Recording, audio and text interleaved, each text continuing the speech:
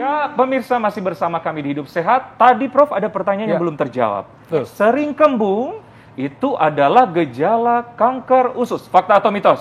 Itu mitos. Mitos. Karena begini, kalau kita bicara soal kembung, keluhan kembung itu biasanya itu berhubungan dengan masalah saluran pencernaan atas. Ya, jadi misalnya dari lambung, ya. Kemudian tadi misalnya ada gangguan asam lambung yang berlebih-lebihan, ya begah itu lebih ke atas. Tapi begini, sebenarnya pada pasien-pasien yang memang kanker usus besarnya situ sudah sampai menyumbat, ada itu beberapa pasien itu sampai menyumbat, ya itu akhirnya juga menimbulkan kembung. Tapi tentu sudah udah advance lah istilahnya. Karena kan sejatinya usus itu kan ada batasnya ruang usus itu, ya kan? Jadi kalau memang ini tumornya makin besar, akhirnya kan dia memblok usus. Nah, ini tentu akan timbul kembung. Tapi kalau secara umum kembung itu bukan gejala dari kanker usus. Iya, berarti tidak semua gejala kembung itu adalah kanker usus gitu ya. Oke, selanjutnya nih Prof, sakit di area panggul hingga pinggang ini juga merupakan salah satu gejala dari kanker usus. Ini fakta atau mitos? Ya, ini mitos. Di panggul kan di belakang soalnya kan. Panggul dan pinggang. Jadi tapi nyeri perut, nah nyeri perut bisa di kanan di kiri, itu bisa jadi gejala. Tapi kalau panggul dan pinggang tidak panggul ya, sih Prof, tidak. ya? Ini kan di arah belakang. Jadi kalaupun panggul pinggang ini bisa daerah ya? ginjal, betul, bisa karena otot, misalnya kan begitu.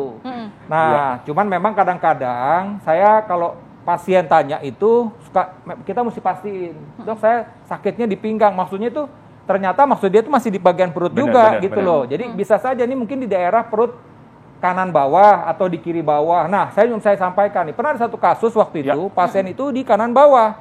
Oke, kan curiganya seperti apendisitis. Ya kan atau begitu. Usus buntu. Nah, buntu. Tapi memang waktu itu dokter melakukan pemeriksaan, oh kok kayaknya ada sesuatu juga di sini tumor. Akhirnya ya udah dipastiin dulu, dilakukanlah pemeriksaan CT scan. Oh, ternyata ada massa. Nah, akhirnya dilakukan teropong. Ternyata ada tumor, ya udah. Ternyata gejala di perut kanan atas itu, di perut kanan bawah itu bukan karena appendix, tapi memang ada tumor di usus besar itu tadi. Jadi sakit perut. Sakitnya itu bukan cuma bukan hanya di perut bagian kiri atau bisa juga di kanan. Tapi gitu pokoknya selalu adanya di perut di sekitar pusar. Saya selalu bertanya begini kalau ke pasien, Ibu sakitnya itu di atas pusar atau di bawah pusar? Di bawah pusar dok. Nah di bawah pusar itu bisa salah satunya kemungkinan karena adanya tumor di usus kita itu gitu. Oke, mungkin masyarakat ingin tahu dok, penasaran nih, penyebabnya apa sih Bro? Jadi penyebabnya ini multifaktor ya, kita bilang multifaktor. Tapi kita bisa bilang faktor resiko. Nah faktor resiko pertama itu umur. Jadi untuk pasien-pasien umur di atas 60 tahun itu resiko untuk terjadinya kanker. Kemudian yang lain ada faktor genetik. Faktor keturunan. Jadi kalau kebetulan bapak atau ibunya memang riwayat kanker usus besar, maka anak-anaknya juga mesti hati-hati itu. Atau saudaranya ada kanker usus itu hati-hati. Kemudian memang ada riwayat polip sebelumnya. Jadi familial polyposis misalnya, ya. Atau ada riwayat kanker usus karena bisa saja pasien itu kanker usus bisa kambuh lagi. Ya, ada beberapa pasien sudah dioperasi, nggak jaga makan, akhirnya dia kambuh lagi.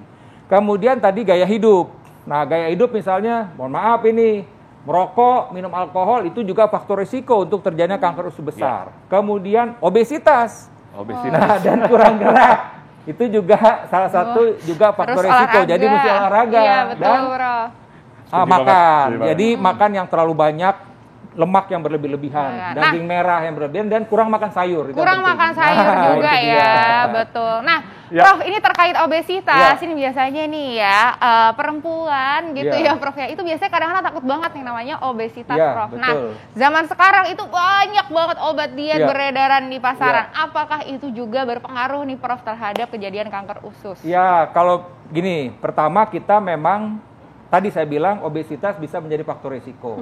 Oleh karena itu kita harus bagaimana kita bisa menjaga berat badan kita ini, ya kan? Nah, tadi macam-macam. Nah, kalau tadi misalnya dengan obat-obatan ya, tentu kita mesti hati-hati konsultasi dulu. Karena sekali lagi kan tetap harus ada dampaknya ya kalau kita mengkonsumsi obat-obatan tidak pada tempatnya. Tujuannya sih betul untuk mengurangi mengontrol berat badan kita. Ya tadi takut cancer, tapi caranya juga mesti benar gitu. Kan kita tahu kalau minum obat sembarangan pun nanti kan akan membawa dampak baik liver, bau ginjal gitu loh. Iya, jadi menjadi perhatian juga buat masyarakat menurut saya. Oke, Prof. Ini kan kalau laki-laki sering sembelit tuh. Ya. Kalau minum 4 pencahar gimana, Prof? Salah satu cuma laki-laki, perempuan juga, Prof. Perempuan juga. Itu gimana, Prof? Jadi tadi dari omong ini, saya mesti sampaikan juga ya, tadi kan gejala nih kita belum detail nih. Sembelit, ya, sembelit itu sebenarnya juga salah satu gejala dari kanker usus besar. Oke. Jadi oleh karena sembelit itu yang kayak gimana nih, Prof? Jadi pertanyaan ya kan? Iya, langsung pertanyaan. Jadi ada lagi ikut-ikutannya. Jadi pertama konstipasi atau sembelit. Nah, kemudian diikuti dengan berat badan yang turun. Berat badan diikuti ya, Prof, ya, diikuti ya. Kemudian juga ada pucet. Karena HB-nya turun. Benar. Nah, biasanya kita dilakukan pemeriksaan feses, kemudian kita lihat ada darah samarnya enggak itu, misalnya begitu ya.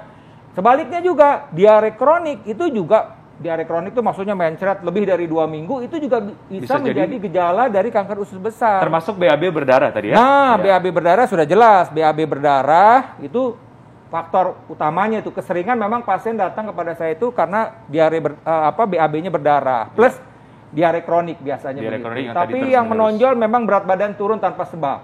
Jadi pasien itu kok kelihatan kurus. Nah, tapi ini juga ada gangguan diare kronik. Itu biasanya kalau saya itu udah Bu, ini nggak bisa lagi, mesti diteropong. Mesti diteropong. Nah, kita mesti Prof, pastikan. tadi kan Prof bilang nih diare kronik lebih dari 2 minggu, itu juga bisa adalah gejalanya. Tapi kalau diarenya dibuat-buat nih Prof gitu ya, diminum obat pencahar supaya keluar semua makanannya diarenya. Jadi tadi sekalian nyambung tadi ya.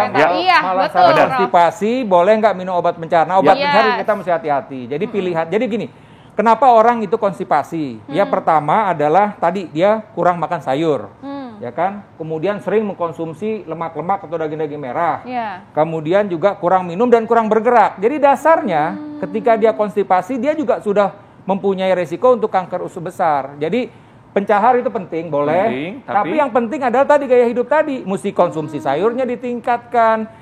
Minumnya ditingkatkan, kemudian juga olahraganya, aktivitasnya begitu. Tadi, pilihan tadi pencahar ya, saya menganjurkan lebih baik yang sifatnya hanya untuk melunak feses, itu lebih aman dibandingkan yang sifatnya untuk merangsang usus kita untuk bekerja. Itu sebaiknya dihindarin gitu. Berarti jadi pilihannya begitu. Berarti pencahar bisa atau boleh, tapi ada batasnya. Ya, betul. Itu batasnya berapa banyak? Setiap hari atau seminggu sekali atau seminggu 2 kali? Prinsipnya begini, buang air besar yang ideal itu adalah 3 kali seminggu. Jadi kalau udah 2 kali seminggu atau sekali seminggu itu tidak normal. Prinsipnya adalah kita berusaha untuk mengeluarkan. Ya saya pun juga sebagai dokter, kalau pasien, wah dok saya belum bisa, tetap kita berikan pencahar mau nggak mau sampai buang air besarnya normal. Jadi paling tidak sampai buang air besarnya bisa 2 hari sekali. Nah, 2 hari sekali, itu kan berarti dia 3 kali seminggu, kira-kira begitu. Sampai kita mencapai seperti itu, tapi tentu tadi itu apa yang menjadi faktor kenapa dia buang air besarnya susah, harus kita obati dia, gaya hidup. Jadi jangan panik. Dan satu lagi faktor stres juga. Faktor stres juga. Kadang-kadang kalau saya mau ujian, mau apa gitu ya, Bro, malah jadi diare. Karena begini sejatinya, nanti kalau orang depresi itu sedih, itu ususnya juga jadi malas buang air besar, gitu loh. Jadi kalau 2 hari belum BAB, jangan juga panik. Iya, betul. Kadang-kadang sehari aja, hari ini aku nggak BAB. Iya, hari ini belum BAB langsung minum pencahar, jangan dulu. Benar, karena tambah panik, tambah susah, tambah panik bisa juga jadi sedih, tambah susah, tambah sedih kok nggak bisa BAB, tambah nggak bisa BAB. Aduh, jadi sebuah lingkaran ya. Satu lagi Prof, yang kalau sekarang kan lagi top tuh minuman fiber dan sebagainya. Itu gimana Prof? Apakah menyehatkan atau mencetus malah? Minuman fiber itu kan memang sebenarnya menggantikan serat kita, gitu loh. Jadi menggantikan serat kita. Kalau saya rasa kalau untuk sementara silakan, itu menjadi alternatif. Tapi untuk jangka panjang sebaiknya yang alami sajalah. Ya kan, kesianlah tukang buah biar kebagian juga dia kan. Betul nggak? Iya dong, iya kan. Biar kita beli itu buahnya, ya kan, manggahnya, ya kan, pepayanya, melonnya, di jus, atau kita langsung makan juga bisa. Dan itu bisa jadi alternatif juga untuk mengurangi berat badan. Jadi kalau lapar, nggak usah cari penganan yang banyak tinggi kalorinya, lebih baik kita pilih buah-buah tadi. Menyehatkan usus kita. Lebih sehat juga, kaya akan serat, mengenyangkan juga gitu ya. Banyak sekali keuntungannya. Nah, selanjutnya nih Prof, ini apabila kita misalnya sudah terdiagnosa gitu ya, kanker usus gitu ya, sebaiknya kita tidak melakukan pengobatan alternatif karena bisa memperburuk. Ini fakta atau mitos? Mitos. Ya. Kok aku ya? Gimana, Prof? Jadi tadi pertanyaannya pengobatan alternatif. Ya, tidak kan ya. Nah, itu fakta. Fakta. Nah, kenapa saya bilang gini? Fakta maksudnya. Dokter Ikhlas. Tegas dulu. Makanya kita hadirkan Prof di sini ya kan. Karena begini, saya sampaikan kita ketika seseorang itu terdiagnosis kanker, namanya juga kanker. Kanker itu menunjukkan suatu pertumbuhan yang cepat. Masif, iya. Masif.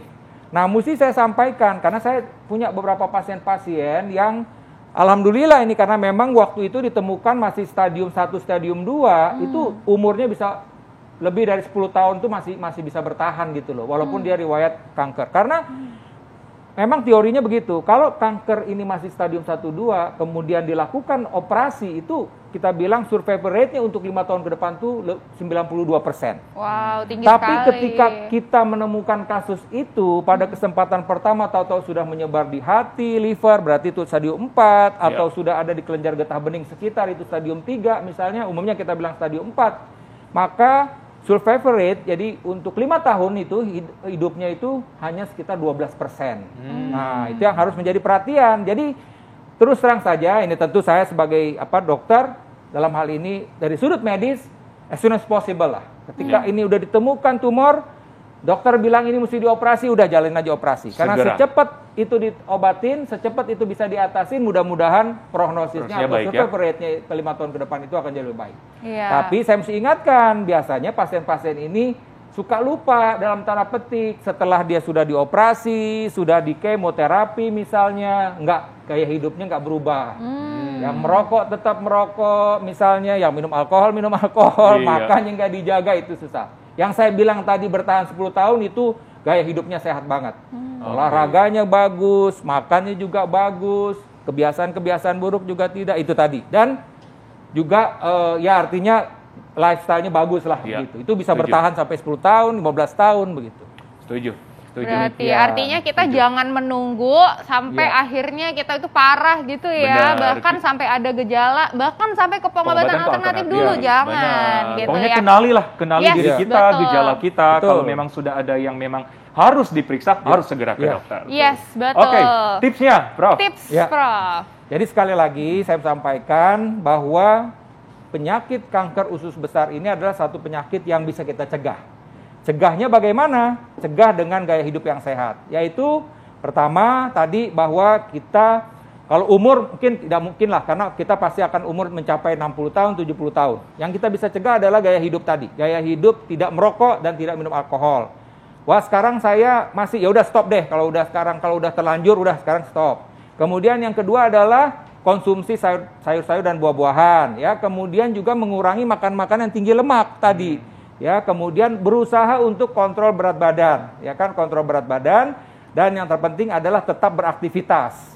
Nah, apabila memang misalnya ada keluhan-keluhan tadi, segera berobat ke dokter, dan kalau memang ini sudah dokter bilang indikasi untuk dilakukan kolonoskopi, teropong, ya udah kita lakukan teropong saja, setuju saja untuk diteropong, untuk dipastikan apakah ada tumor kah atau ada polip kah di sepanjang usus kita.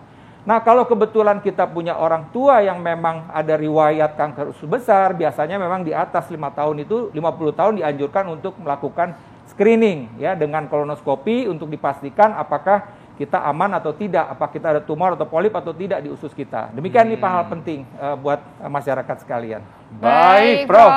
Sangat jelas. Terima kasih, Prof. Terima kasih banyak, Prof. Sangat jelas ya. Berarti nih pemirsa jangan jangan abaikan dan juga jangan remehkan sedikit pun gejala yang ada di usus Anda gitu ya. Sayangi usus Anda, selalu lakukan gaya hidup sehat gitu ya, olahraga. Makan makanan tinggi serat tapi bukan yang yang banyak sifatnya banyak lemak juga gitu ya. Langsung juga makan sayur-sayuran, buah-buahan gitu ya. Setuju banget. Pokoknya lifestyle yang bagus. Yes. Nah, selanjutnya Alin sangat menarik nih. Kita akan bahas mengenai kebohongan. Orang suka bohong.